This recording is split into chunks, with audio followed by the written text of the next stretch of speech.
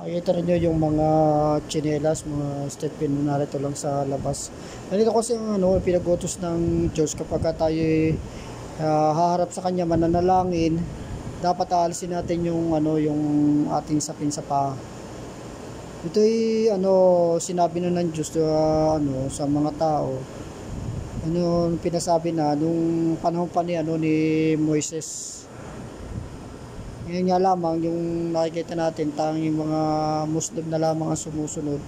Kasi kahit pag-isipan natin, tinan ninyo, papasok tayo sa sambahan.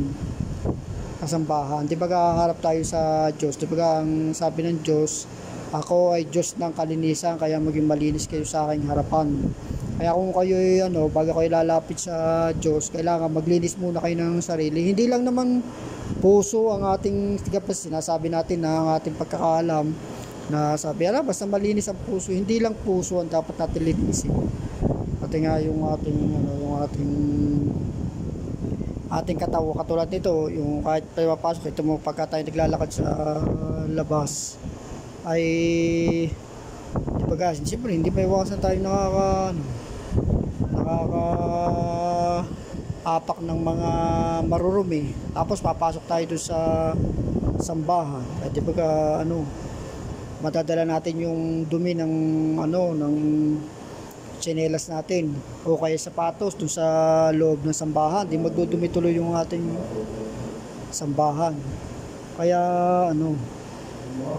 itong ginagawa, makikita ninyo na ang mga kuwan dyan, nadyan lang sa labas. Kaya kung maaari bago tayo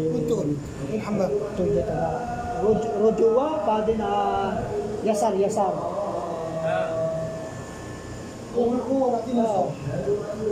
under pwede niya left. Tapos yun kaya naman ang mga kaya kita ninyo kaya nakasapatos siya o tamo inuubat niya.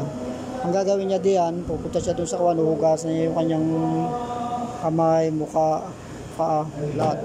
Kukuskusin pala yung kanyang buhok. Yan, iwan lang niya dun sa sapatos doon. Kaya kita niyo yung mga kahit yung nakapak lang siya diyan na papasok.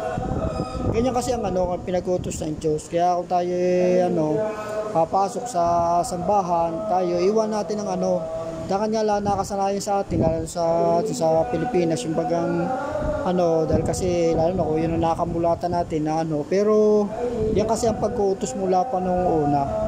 Ayun yung kita ninyo, minsan nga tayo papasok tayo kita ninyo yung sa ibang tahanan, kita ninyo yung unang panahon, ewan ko lang ngayon kung ginagawa pa.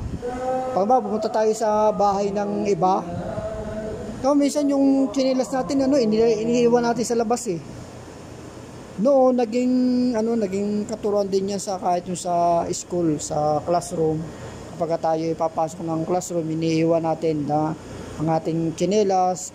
Kasi nung una mga nakatsinelas ng mga eskwela, yung mga tapos iniiwan lang sa labas yung mga tsinelas, tapos sa loob nakapak lang ang mga kawan. Ngayon kasi medyo nagiging high-tech na, kaya tuloy mga sapatos, nakasapatos na mga eskwela.